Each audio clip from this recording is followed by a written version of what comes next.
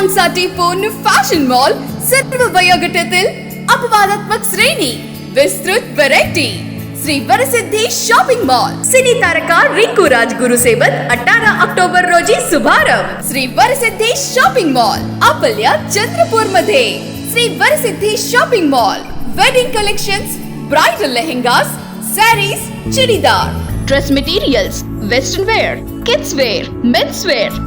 18 October रोजी महाशुभारंभ. Shri Varasiddhi shopping mall, Kasturba road, Chandrapur, Maharashtra. पिछले कुछ दिनों से चल रहे संस्थाओं के विवादों में रहे हैं डीडीआर ऑफिस में उनकी कार्यप्रणाली की वजह से फिर से एक बड़ा बवाल खड़ा हो गया है. मुदलियार नामक एक शख्स ने नागपुर स्थित आनंद नगरी में प्रॉपर्टी गिरवी रखकर लोन के लिए निवेदन किया था. कागजों की जांच पड़ताल के बाद बैंक मैनेजर ने कहा कि आपका लोन नहीं हो सकता. जब तक आपका आईटी रिटर्न लाखों में ना हो तब तक आपको 40 लाख लोन नहीं मिल सकता. बाद में बैंक के सी मैनेजर ने मुरलीकर से संपर्क करके जुगाड़ पद्धति से लोन कराकर देने की बात कही. इसके बाद इसमें मैनेजर समेत एजेंटों की साठगांठ से मुदलियार की प्रॉपर्टी और किसी मुड़े मैडम का आईटी रिटर्न लगाकर 40 लाख का लोन आनंद नगरी बैंक से निकाला गया, जिसमें नागपुर स्थित मैनेजर समेत एजेंटों ने लोन के बदले 5 लाख का कमीशन लेकर भी मुदलियार के बैंक खाते में एक भी रुपए नहीं आया, जबकि मुदलियार और मुड़े मैडम को आधा पैसा मिलने की बात कही गई थी. इससे बढ़कर पीड़ित महिला ने डीडीआर ऑफिस नागपुर शिकायत दर्ज कराई. इस बैंक का मुख्य कार्यालय चंद्रपुर में होने की वजह से नागपुर डीडीआर ऑफिस ने चंद्रपुर डीडीआर ऑफिस को कार्रवाई के निर्देश दिए. पीड़ित महिला ने चंद्रपुर में भी आनंद नगरी बैंक संस्था के खिलाफ शिकायत की, मगर डीडीआर ने पीड़ित महिला की शिकायत की सुनवाई नहीं करने के कारण डीडीआर ऑफिस के चक्करों से परेशान होकर पीड़ित महिला ने आखिरकार अपना संयम खोकर डीडीआर ऑफिस में हंगामा कर दिया, जिससे डीडीआर ऑफिस में और आनंद नगरी बैंक में सभी पदाधिकारी सख्ते में आ गए. इस घटना को आज 2 दिन होने के बावजूद डीडीआर ऑफिस की ओर से महिला के खिलाफ कोई कार्रवाई नहीं की गई है, जिससे ये शंका उत्पन्न होती है कि दाल में कुछ काला है और क्या डीडीआर स्थानीय बैंकों के साथ मिलकर ऐसे घोटाले को अंजाम या दबाने की कोशिश करते हैं. ऐसी शंका पीड़ित महिला ज्योति मुदलियार ने प्रकट करते हुए धमकी दी है. अगर जल्द से जल्द कार्रवाई नहीं की गई तो वो बैंक के चेयरमैन दीपक पारेख के घर के सामने आत्महत्या कर लेगी. इस पर हमने आनंद नागरी बैंक के चेयरमैन दीपक पारेख से उनकी प्रतिक्रिया जानने के लिए बार संपर्क करने पर भी उन्होंने हमारा फोन नहीं उठाया. मर गया और उसके नाम से लोन की इंक्वायरी है, वो 90 साल का बुढ़ा.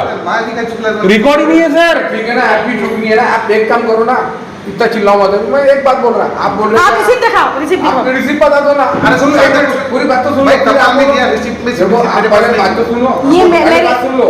आपने डॉक्यूमेंट भेजे हैं, आप रिसीप्ट बता दो. अभी आपने एक बात बोले सर, आपने क्या बोले कि मैंने साझे पोस्ट से भेजा था. उसको गवर्नमेंट का कोई भी काम साझे पोस्ट से नहीं होता, रजिस्टर्ड पोस्ट से भेजा जाता है. थोड़े से रूल हमको भी मालूम है सर. इतना छले इन लोगों ने, इतना छले, बार झूठ बोला. हमने भेज दिए. अरे मैडम आ जाइए, इसके पास से सेलो करके नंबर दिया. डॉक्यूमेंट की जरूरत नहीं है. आपने ठीक डॉक्यूमेंट भेजे ना, नहीं इसकी जरूरत नहीं है आपके पास. अच्छा ठीक है, लेटर की जरूरत कोई नहीं सर. आपका जो उस दिन डॉक्यूमेंट मैं झूठी तू जनों से ज्यादा शातिर मेरे पास पैसा था. मैंने उस दिन जो उन्होंने डॉक्यूमेंट. एक मिनट में भैया, अभी मैं आपको बताऊंगा सर. मेरे को सुनिए सर, जो भी व्यवहार आपका आनंद नागरी से होगा ना, पैसे वापस कर दो, क्योंकि अभी विषय बहुत बिगड़ जाएगा उसका. एक बात सुनिए अभी आप, हमको उन्होंने डॉक्यूमेंट दिए. हाँ, वो डॉक्यूमेंट हमको वेरीफाई करने दो. हाँ, वेरीफाई करने के बाद में हम इनको बुलाएंगे ना कि ऐसी बात है. आपका क्या सर? एक बात बताओगे, इनको इनके घर के जब्ती का नोटिस आ गया, आपको पता है क्या? सीधा जब्ती का नोटिस. कभी को बैंक से नोटिस आता तो 5-10 नोटिस आते, कलेक्टर की परमिशन फिर जब्ती का नोटिस आता. तो हो क्या रहा, आपने कभी लोन उठाया तो डायरेक्ट जब्ती का नोटिस आएगा आपको. एक ही मतलब इनकी वेळ काय येतो आपल्याला. अरे नाही, अरे ये साहब, ये जो 2 साल से चल रहा है, तुम्ही कागदपत्र का नाही देत. अरे सर ये साहब त्याचं उत्तर द्या आम्हाला सर. कागदपत्र हे प्रकरण आहे तुमचं. मी एक सांगतो, आता मी आता तुम्हाला भेटायला येणार होतो, पण आता जाऊ द्या. आता मी आता नाही भेटत. नंतर साहेब, हे 2 वर्षापासून हे प्रकरण चालू आहे. 2 वर्षापासून प्रकरण चालू, त्यांनी डॉक्युमेंट दिलेलं आहे. आणि सध्या हे काय म्हणत आहे, तुम्ही इतका शाप काय देता मला हे समजत. आणि काय नाही तुम्ही दुसऱ्या नियमात बसते ते करून मोकळं करा तुम्ही. प्रकार चालू आहे. माझ्या माझ्याकडे पत्र सोडते मला 2-4 महिने होते सध्या 2 का 3 महीने काम करते पत्र सोडते क्या 2-3 महीने थे वो लड़की थी उसके बाद में सिर्फ 2 महीने मेरे पास पत्र सोलने का रिकॉर्ड था 2 ही महीने 2 क्या 3 महीने सिर्फ मैंने काम किया फिर उसके बाद दूसरी तरफ चलेगा उसके अलावा मैंने कुछ भी नहीं किया उसमें इनका दोष थोड़ी है डॉक्यूमेंट तैयार करा के वो बताइए ना मेरे जो बोल रहे हैं ना आप वो भी डॉक्यूमेंट नहीं बता रहे ना 2 महीने मेरा तक था सिर्फ 2 महीने उसने तो कर अभी भी अभी बोलो मेरे पास प्रूफ है मैं सीधा चल आप बैठो एक मिनट उधर बैठो आते हैं तूने मेरे पे कंसेंट क्यों चल अभी उधर बैठो ना आते ना वो मैं उठा के अरे नहीं मारो मत मारो नहीं चल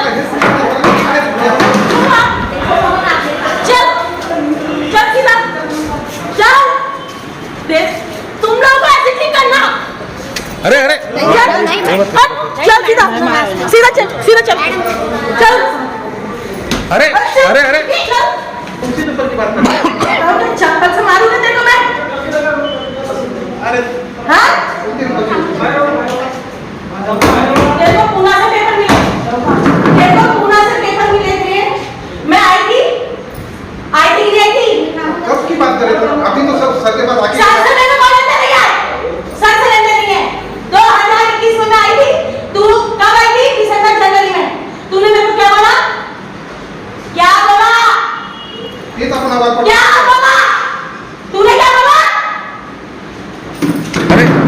एक सेकंड आप साइड क्या बोला एक सेकंड क्या बोला कि मैंने बाय पोस्ट कर दिया है क्या रिसीट दिखा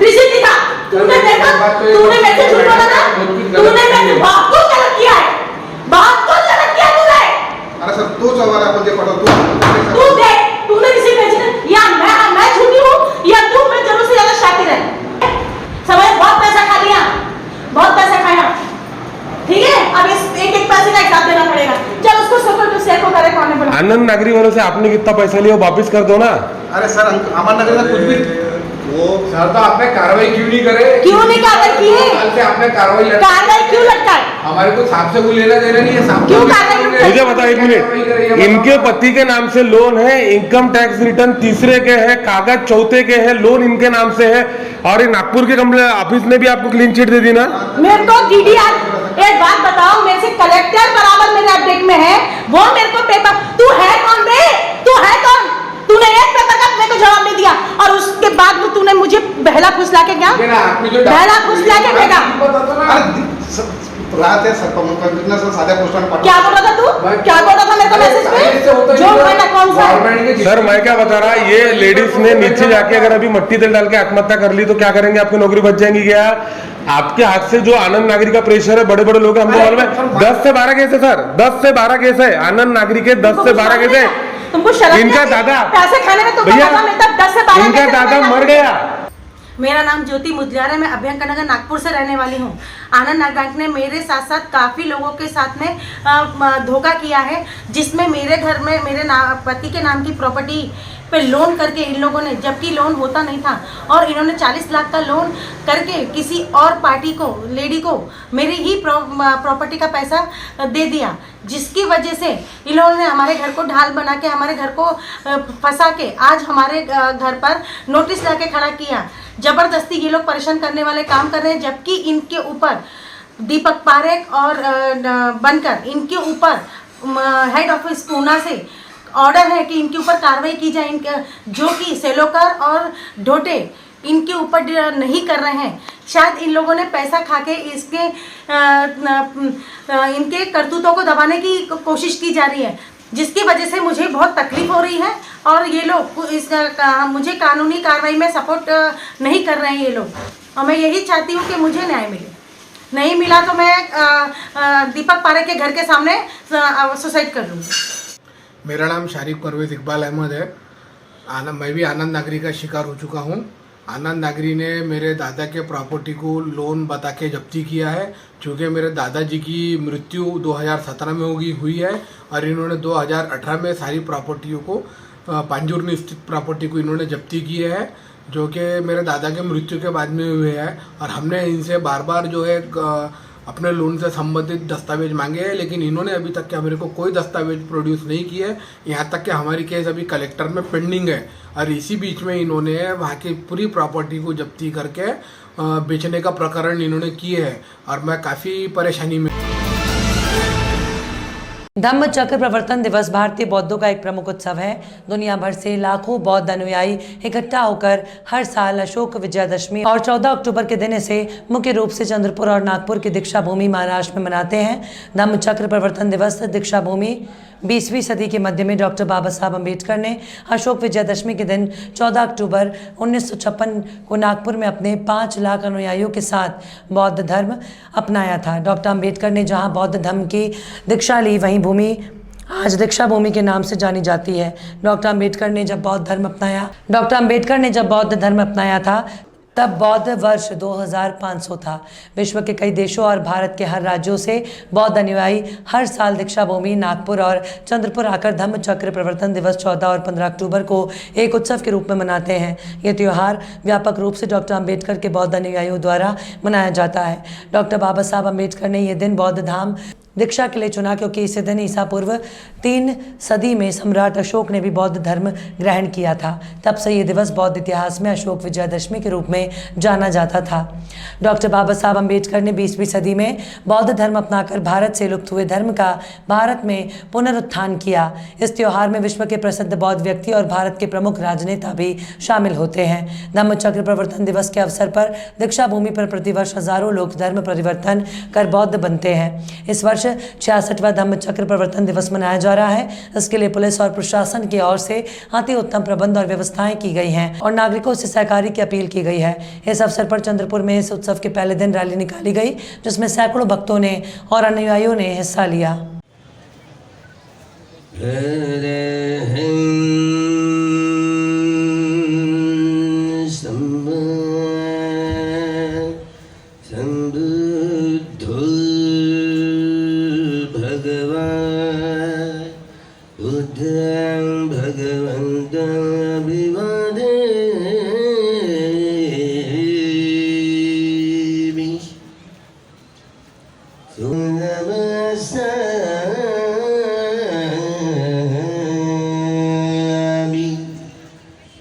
सुवडिपन्नो भगवतो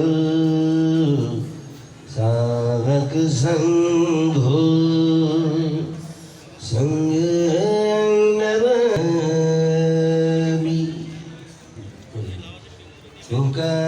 सुखासवन्नामि भन्ते अपराधं क्षमतु मे भन्ते ततियम्पि योगास वन्दामि भन्ते द्वारतयेनं मय्यं कृतं सबं अपराधं क्षमतु।